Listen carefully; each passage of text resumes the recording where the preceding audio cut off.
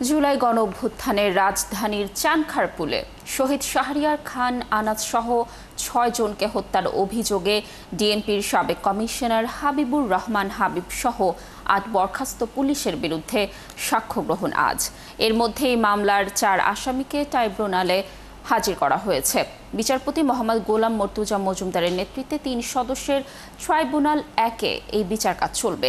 প্রসিকিউশনের সূচনা বক্তব্যের পর মামলায় সাক্ষ্য গ্রহণ শুরু হবে।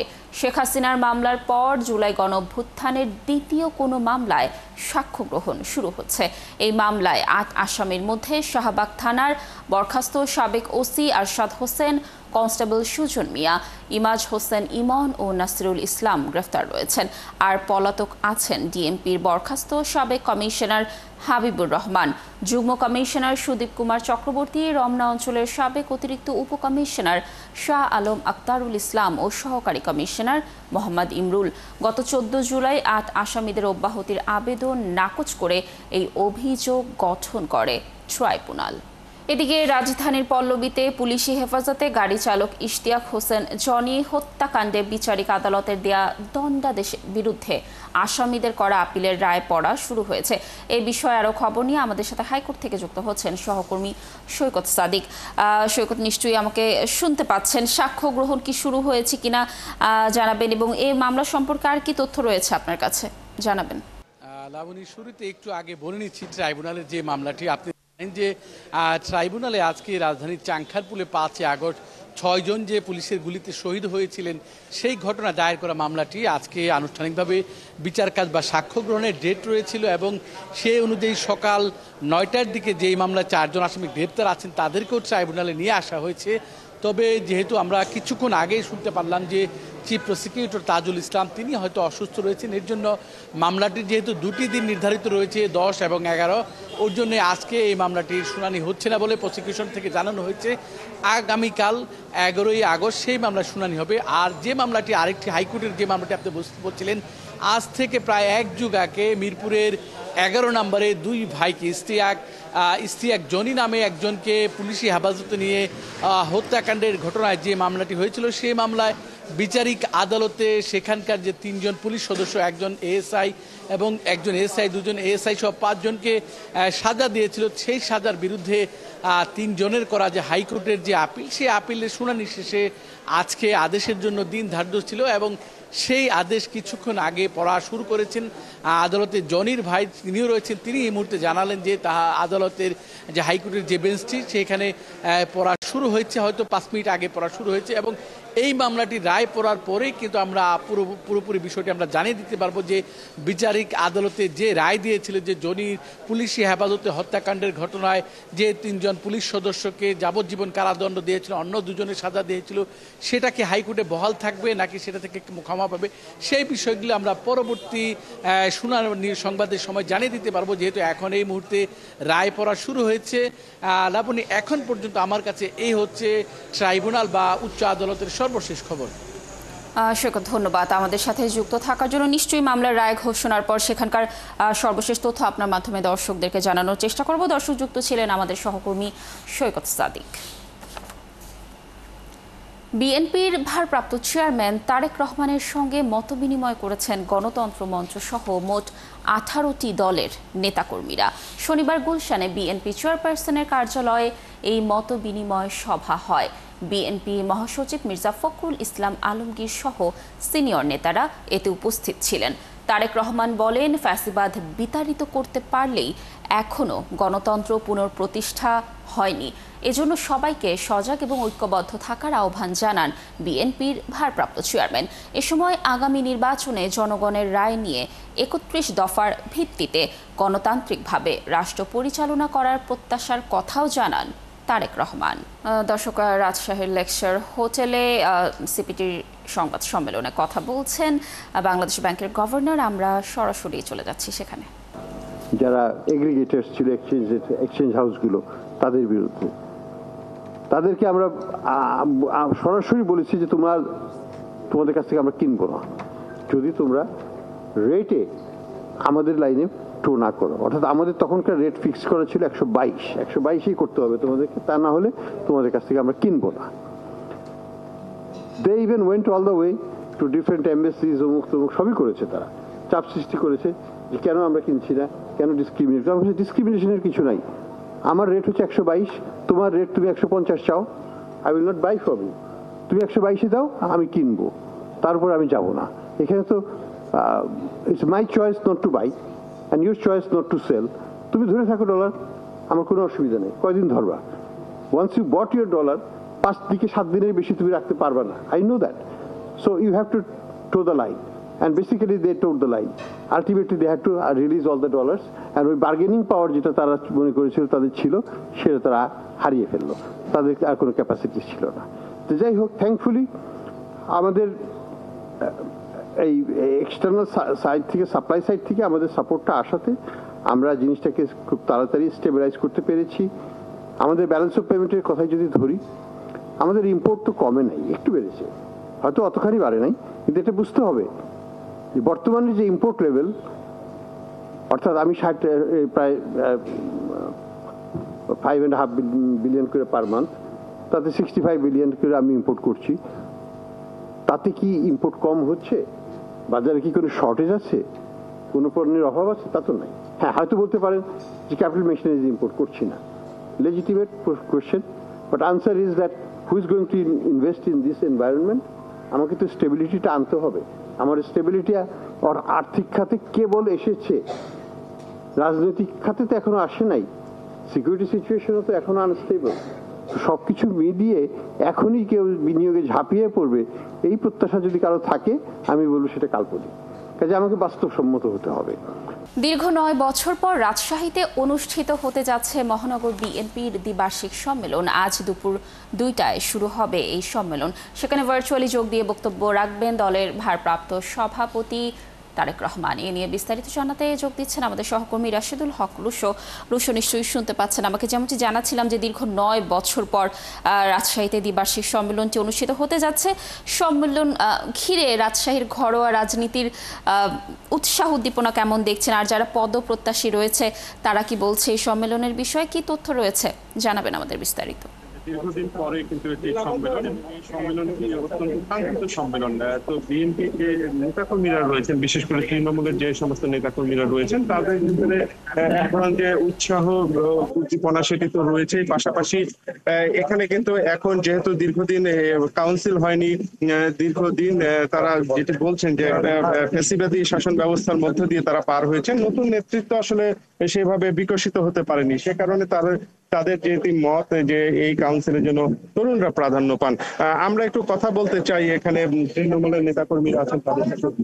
এটা দীর্ঘদিন পরে একটি সম্মেলন পাচ্ছেন, আজকে দলের ভারপ্রাপ্ত চেয়ারম্যান সরাসরি বক্তব্য রাখবেন।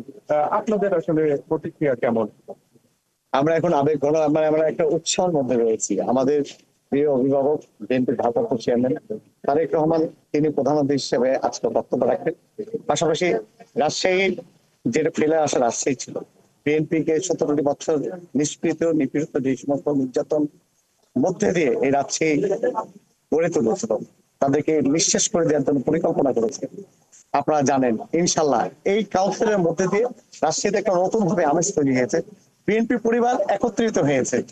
পূর্বে যে সমস্ত দল মত আমাদের মধ্যে অনেকে দ্বিধাদ্বন্দ্ব ছিল, তাদের মধ্যে একটু দূরত্ব ছিল, সেটি কেটে উঠেছে। ইনশাল্লাহ এই কাউন্সিলের মধ্যে দিয়ে আগামী রাজশাহীতে সুন্দর ভাবে বিএনপি করে উঠবে।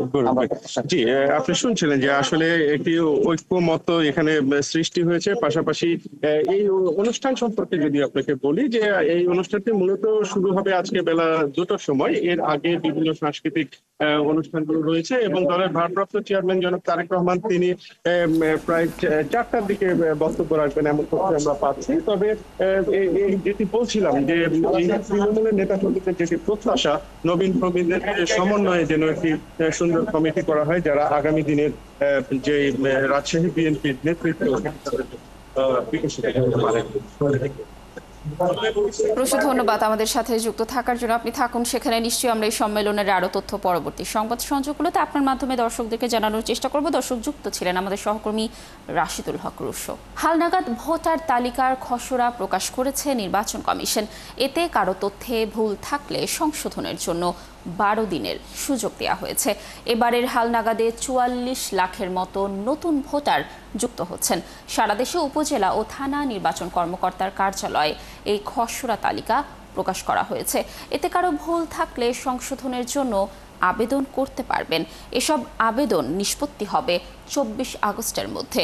এরপর অন্যান্য কাজ শেষে চূড়ান্ত তালিকা প্রকাশ করা হবে 31 আগস্ট। বর্তমানে দেশে ভোটার রয়েছে 12,37,32,274 জন। এদিকে যাদের বয়স 31 অক্টোবর পর্যন্ত 18 বছর পূর্ণ হবে তারাও ত্রয়োদশ জাতীয় সংসদ নির্বাচনের ভোটার তালিকায় যুক্ত হবেন। ঢাকা বিশ্ববিদ্যালয়ের হলে সব ধরনের ছাত্র রাজনীতি বন্ধ করার সিদ্ধান্ত নিয়েছে বিশ্ববিদ্যালয় কর্তৃপক্ষ। অন্যদিকে ছাত্র সংগঠনগুলো রাজনীতি করার পক্ষে অবস্থান নিয়েছে।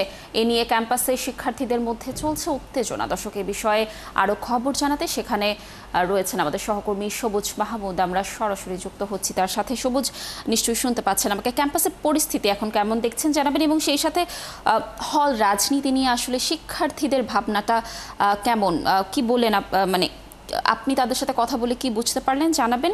আর যারা রাজনীতি করতে চাচ্ছে তাদের মতামতই বা কি এই বিষয় নিয়ে? লাবণী, ঢাকা বিশ্ববিদ্যালয়ের হলগুলোতে যে ছাত্র রাজনীতির চালু রাখার যে বা বন্ধ রাখার যেই বিধানটা গত 17 জুলাই নেওয়া হয়েছিল, সেই সিদ্ধান্ত কিন্তু বহাল আছে। সেই সিদ্ধান্ত বহাল রেখে প্রশাসন বলছে যে বিশ্ববিদ্যালয় হলগুলোতে ছাত্র রাজনীতি বন্ধ থাকবে, কিন্তু বিশ্ববিদ্যালয়ে ছাত্র রাজনীতি থাকবে। বিশ্ববিদ্যালয় হলে ছাত্র রাজনীতি বন্ধের বিষয়ে সাধারণ শিক্ষার্থীদের সাথে আমি কথা বলে জানতে পেরেছি যে শিক্ষার্থীরাও চাচ্ছেন যে বিশ্ববিদ্যালয়ের হলগুলোতে যেন লেজুর ভিত্তিক বা দলীয় রাজনীতি না থাকে, কারণ সেটা থাকলে গণরুম, গেস্ট রুম এবং শিক্ষার্থীদের উপরে যে একটি দলের প্রভাব খাটানো সেই বিষয়গুলো থাকে, যার কারণে শিক্ষার্থীরা অনেকটা বিরক্ত এবং পূর্বের অভিজ্ঞতায় তিক্ত অভিজ্ঞতা নিয়ে তারা আমাদেরকে জানিয়েছে যে যখন ছাত্রলীগ হলে রাজনীতি করেছে সেই হলের ছাত্রছাত্রীরা তারা রিডিং রুম পর্যন্ত ব্যবহার করতে পারেনি। তারা অন্যান্য যে সুযোগ সুবিধাগুলো হলে থাকার কথা সেগুলো আসলে ঠিকমতো ব্যবহার করতে পারেনি, নিতে পারেনি, যার কারণে সেই হলের রাজনীতির তিক্ত অভিজ্ঞতা থেকে তারা এখন চাচ্ছে না যে হলের রাজনীতি থাকুক। কিন্তু অন্যদিকে ছাত্রদল গত শুক্রবারে 18টি হলে আহ্বায়ক কমিটি গঠন করা হয়েছে। সেই কমিটি যখন ঘোষণা করা হয় তার কিছুক্ষণ তারপরেই কিন্তু রাতে শিক্ষার্থীরা মিছিল নিয়ে হলগুলোতে ছাত্র রাজনীতি বন্ধের বিষয়ে দাবি তোলেন, এবং সেখানে কিন্তু রোকেয়া এবং শামসুন্নাহার হলের ছাত্রীরাও ছিলেন। এবং তার পরবর্তীতে প্রশাসন আবারও সেই 2024 সালের যে 17 জুলাই যে সিদ্ধান্ত নিয়েছিল সেই সিদ্ধান্তকে বহাল রেখে হলগুলোতে ছাত্র রাজনীতি বন্ধের সিদ্ধান্তে তারা কাজ করে যাচ্ছেন। গতকালকে ভিসি কার্যালয়ে প্রভোস্ট কমিটিদের একটি মিটিং হয়। সেই মিটিংয়ে আমি যখন বিশ্ববিদ্যালয় ভিসি বের হচ্ছেন মিটিং শেষে, তখন আমি স্যার কাছে জানতে চেয়েছিলাম যে এই বিষয়ে কী সিদ্ধান্ত হয়েছে। উনি বলেছেন যে পূর্বে সিদ্ধান্ত বহাল রেখে এখন সেই সিদ্ধান্ত বাস্তবায়নের দিকে বিশ্ববিদ্যালয় প্রশাসন কাজ করছে। যেহেতু বিশ্ববিদ্যালয় এই ছাত্র রাজনীতি বন্ধ সিদ্ধান্ত শুধু প্রশাসনের একার বিষয় না, এখানে অনেক অংশীজন আছে। সেই অংশীজনগুলোর সাথে কথা বলে তারা এই সিদ্ধান্ত বাস্তবায়ন করবে। সেই তথ্যে আজকে আমি জানতে পেরেছি যে আজকে বিকেল 3টায় বিশ্ববিদ্যালয় প্রশাসন সাধারণ ছাত্রছাত্রীদের সাথে বৈঠক করার কথা রয়েছে। সেই বৈঠক হওয়ার পরে হয়তো তারা আরও পরবর্তী দিক নির্দেশনা কি বা পরবর্তী কী ধরনের সিদ্ধান্ত হবে ছাত্র রাজনীতি হলগুলোতে বন্ধের বিষয়ে, সেটা আরও আমরা জানতে পারবো। এই হচ্ছে বিশ্ববিদ্যালয়ের সবশেষ অবস্থা। লাবণী, ধন্যবাদ আমাদের সাথে যুক্ত থাকার জন্য। আমরা নিশ্চয়ই এই বিষয়ে কি সিদ্ধান্ত হলো আপনার মাধ্যমে পরবর্তী সংবাদ সংযোগে দর্শকদেরকে জানানোর চেষ্টা করব। দর্শক, যুক্ত ছিলেন আমাদের সহকর্মী সবুজ মাহমুদ। রাজধানীর নিউ মার্কেটের 3টি দোকানে অভিযান চালিয়ে বিপুল পরিমাণ দেশীয় অস্ত্র জব্দ করেছে বাংলাদেশ সেনাবাহিনী। গ্রেফতার করা হয়েছে 9 জনকে। শনিবার রাত 11টায় একটি সংবাদ সম্মেলনে সেনাবাহিনী জানায়, গোপন সংবাদের ভিত্তিতে নিউ মার্কেটের 3টি দোকানে অভিযান চালিয়ে দেশীয় অস্ত্রগুলো জব্দ করা হয়। ঢাকার বিভিন্ন জায়গায় কিশোর গ্যাংয়ের শোডাউন সহ সন্ত্রাসীদের হাতে এসব অস্ত্র দেখা যায়। কিশোর গ্যাংয়ের কার্যকলাপ বন্ধ করতে দেশীয় অস্ত্র উদ্ধারে অভিযান চালায় তারা। এ সময় অস্ত্র বেচাকেনার সঙ্গে জড়িত 9 জনকে গ্রেফতার করে সেনাবাহিনী। প্রাথমিক জিজ্ঞাসাবাদে তারা দায় স্বীকার করেছেন। এসব অস্ত্র প্রকাশ্যে বিক্রি হয় না বলে জানান তারা। অনেক সময় বাড়িতেও অস্ত্র পৌঁছে দেওয়া হয় বলে জানায় সেনাবাহিনী। আমাদের কাছে গ্রেপ্তারকৃত বিভিন্ন সন্ত্রাসীরা আমাদের কাছে স্বীকার করে যে তারা এই একটা স্থান থেকে এই ধারালো অস্ত্রগুলো, এই সামুরাইগুলো তারা সাপ্লাই পাচ্ছে। অতঃপর আমরা আমাদের গোয়েন্দা কার্যক্রম শুরু করি। গত কয়েকদিন ধরে আমাদের বিভিন্ন গোয়েন্দার মাঠকর্মীরা নিজেরা বিভিন্ন জায়গায় গিয়ে রেকি করে এবং কনফার্ম হয় যে এই স্থানগুলোতে এই ধারালো অস্ত্রগুলো পাওয়া যাবে। অতঃপর আমরা আজকে নিউ মার্কেটে গিয়ে 3 থেকে 4টি দোকানের মধ্যে তল্লাশি চালিয়ে আমরা এই ধারালো অস্ত্রগুলো উদ্ধার করতে সক্ষম হই। দর্শক, রাঙ্গামাটির লংগদু উপজেলার 7টি ইউনিয়নের নিম্নাঞ্চল প্লাবিত হয়েছে। পানিবন্দী হয়ে চরম দুর্ভোগে রয়েছে 3 শতাধিক পরিবার। সেখানকার খবর জানাতে আমাদের সাথে সরাসরি যুক্ত হচ্ছেন সহকর্মী উচিংছা রাখাইন। উচিংছা, নিশ্চয়ই শুনতে পাচ্ছেন আমাকে। দর্শকদের যেমনটি জানাচ্ছিলাম যে 7টি ইউনিয়ন নিম্নাঞ্চল প্লাবিত হয়ে গেছে একদমই। উপজেলার বন্যা পরিস্থিতি এই মুহূর্তে কেমন দেখছেন জানাবেন, এবং যারা পানিবন্দী রয়েছেন তাদের আশ্রয় কেন্দ্রে কতটুকু সুযোগ সুবিধা দেওয়া হচ্ছে এবং প্রশাসন কি পদক্ষেপ নিল আসলে জানাবেন বিস্তারিত। লাবণী, আসলে লংগদুর যে কয়েকটি ইউনিয়ন পানি প্লাবিত হয়েছে সেখানে কিন্তু প্রশাসন, যারা উপজেলা প্রশাসন কিন্তু এখানে ত্রাণ বিতরণ করছে। গত শুক্রবার থেকে কিন্তু এই প্লাবিত হওয়ার কারণে কিন্তু বিশেষ করে ওইখানকার যে কয়েকটি ইউনিয়ন এবং পানিবন্দী রয়েছে ওইখানকার জীবনযাপন আসলে দুর্বিষহ হয়ে পড়েছে। সবচেয়ে সমস্যা পড়েছে ওখানকার যারা স্কুল ছাত্রীরা রয়েছেন এবং স্কুলে যাওয়ার পারাপার কিন্তু ওইখানে একমাত্র নৌকা যোগে ছাড়া উপায় নেই। কিন্তু যে গাড়ি পথগুলো রয়েছে সেখানে কিন্তু গাড়ি পথ চলাচল করছে না। আরেকটি আপনাকে জানা রেখেছি লাবণী, রাঙ্গামাটি কাপ্তাই হ্রদে কিন্তু 108.50 পানি রয়েছে। সেক্ষেত্রে কিন্তু কাপ্তাই বিদ্যুৎ কেন্দ্র কর্তৃপক্ষ কিন্তু গত শুক্রবার কিন্তু 3.5 ফুট থেকে কিন্তু 3 ফুট করে পানি সুলুটে গেট দিয়ে পানি ছেড়ে দেওয়া হচ্ছে। সে কারণে কিন্তু যে কাপ্তাই যে কর্ণফুলী নদী আছে সেখানে স্রোতের কারণে কিন্তু যে রাইখালি এবং ওইখানে যে ফেরি পারাপার সেটা এখনো বন্ধ রয়েছে আমরা জানতে পেরেছি। আর যদি আপনাকে জানিয়ে রাখি, এখানকার শুধু রাঙ্গামাটি যে লংগদু এবং বাঘাইছড়ি এবং বরকল উপজেলা, নানিয়াচর এবং জোড়াইছড়ি সেখানে কিন্তু অনেক প্রায় 3 শতাধিক কিন্তু এখনো প্লাবিত রয়েছে। আর লংগদু উপজেলা প্রশাসন থেকে ত্রাণ বিতরণ করা হচ্ছে এবং আমরা কিছুক্ষণ আগে জানতে পেরেছি ওখানকার যে উপজেলা প্রশাসন রয়েছে সেখানে কিন্তু ওনারা পরিদর্শন করছে এবং আরো কিছু ওইখানে যে শুকনো খাবার সাথে সাথে 10 কেজি করে চাল দেওয়া হয়েছে বলে আমাদেরকে জানিয়েছে। লাবণী।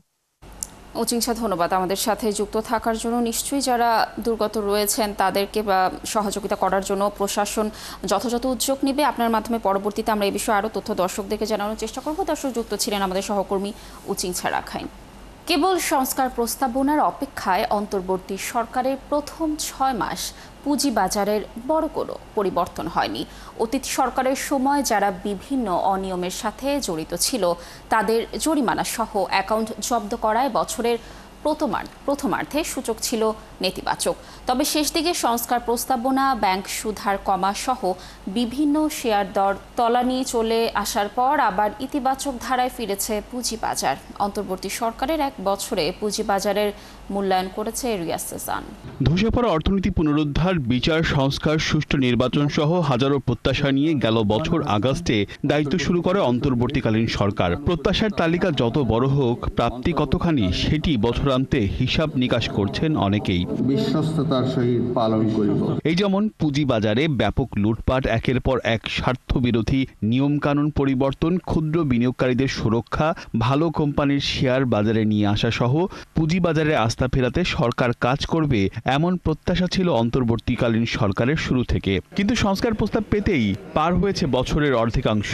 তার উপর বড় বড় বিনিয়োগকারীদের অ্যাকাউন্ট জব্দ হওয়ায় দেখা দেয় তারল্য সংকট। ফলে বিএসইসি প্রধানের পদত্যাগ সহ বিভিন্ন দাবিতে সরব ছিল বিনিয়োগকারীরা। তবে সরকারের 1 বছর পার হওয়ার পর বাজারের প্রতি আবার আস্থাশীল হচ্ছেন বিনিয়োগকারীরা। পুঁজিবাজারে প্রথম 6 মাস খুব বাজে অবস্থা ছিল, ওভারঅল বাজার এখন ঘুরে গিয়েছে।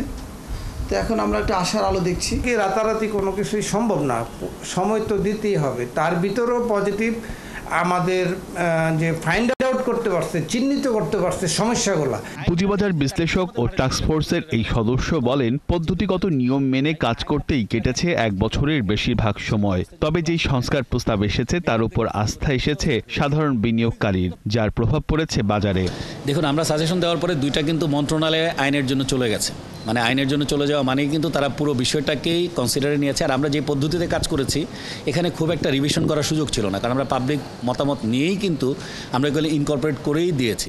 যদিও সংস্কার প্রস্তাবনায় এখনো আরো উন্নত সংশোধনের জায়গা আছে বলে মনে করেন বাজার সংশ্লিষ্টরা।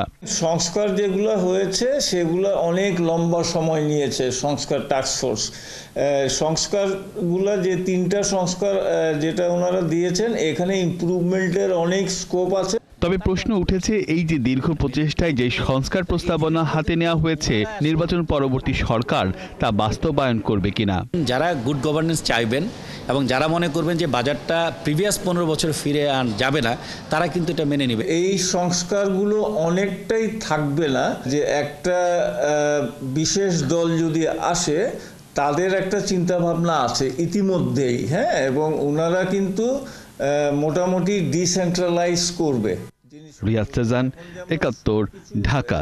আন্তর্জাতিক খ্যাতি সম্পন্ন চিত্রশিল্পী এস.এম. সুলতানের 101তম জন্মবার্ষিকী আজ। সীমিত আয়োজনে নড়াইলে বরেণ্য এই শিল্পীর জন্মবার্ষিকী উদযাপন হবে। 1924 সালের 10 আগস্ট এই দিনে নড়াইলের মাছেমদিয়া গ্রামে তিনি জন্মগ্রহণ করেন। এ উপলক্ষে নড়াইলের জেলা প্রশাসন ও এস.এম. সুলতান ফাউন্ডেশন বিভিন্ন কর্মসূচি গ্রহণ করেছে। কর্মসূচির মধ্যে রয়েছে চিত্রাঙ্কন ও রচনা প্রতিযোগিতা, শিল্পীর প্রতিকৃতিতে পুষ্পস্তবক অর্পণ, মাজার জিয়ারত ও দোয়া মাহফিল।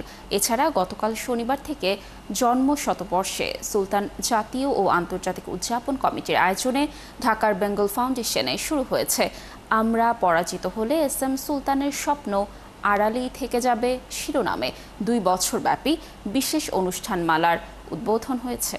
ডোনাল্ড ট্রাম্প এবং ভ্লাদিমির পুতিনের বৈঠকের আগে আলোচনা সারছেন মার্কিন ভাইস প্রেসিডেন্ট এবং ব্রিটিশ পররাষ্ট্রমন্ত্রী।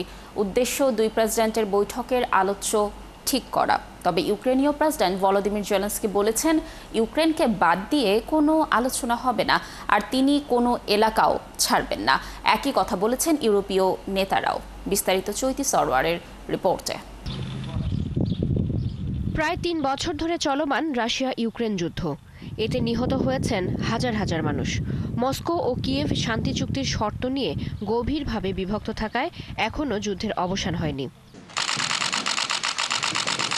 এবারে ইউক্রেন যুদ্ধ অবসানের পথ খুঁজে বের করতে আলোচনার জন্য 15 আগস্ট আলাস্কায় রাশিয়ার প্রেসিডেন্ট ভ্লাদিমির পুতিনের সাথে বৈঠক করবেন মার্কিন প্রেসিডেন্ট ডোনাল্ড ট্রাম্প। তবে তার আগে বৈঠকে বসেছেন মার্কিন ভাইস প্রেসিডেন্ট জেডি ভ্যান্স এবং ব্রিটিশ পররাষ্ট্রমন্ত্রী ডেভিড ল্যামি। মূলত ইউক্রেন যুদ্ধ আর 2 প্রেসিডেন্টের আসন্ন বৈঠক আর নিরাপত্তা নিয়েই কথা বলেছেন তারা।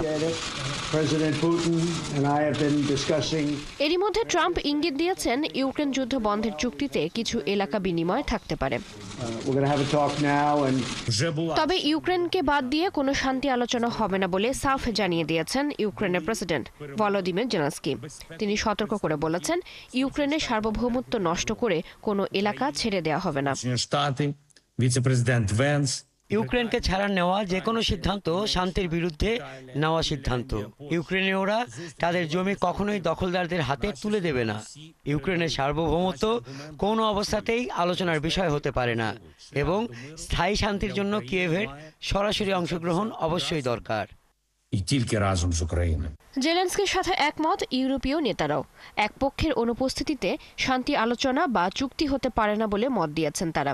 যদিও জেলেনস্কিকে ছাড়াই বৈঠকে অংশ নেওয়ার ব্যাপারে সম্মতি দিয়েছেন ট্রাম্প। একদিকে যখন শান্তি আলোচনার কথাবার্তা চলছে, তখন অন্যদিকে ইউক্রেনে চলছে রুশ ড্রোন হামলা। খেরসন ও ঝাপোরিজিয়া এলাকায় হতাহতের খবর পাওয়া গেছে। ইউক্রেনও বহু রুশ ড্রোন ধ্বংস করেছে বলে দাবি করেছে। চৈতি সরওয়ার, 71। দর্শক, চলছে সংবাদ সংযোগ। সরাসরি সংবাদ অনুষ্ঠান দেখতে চোখ রাখুন 71-এর ফেসবুক পেজে এবং সাবস্ক্রাইব করুন 71-এর ইউটিউব চ্যানেল। থাকুন 71-এর সাথে।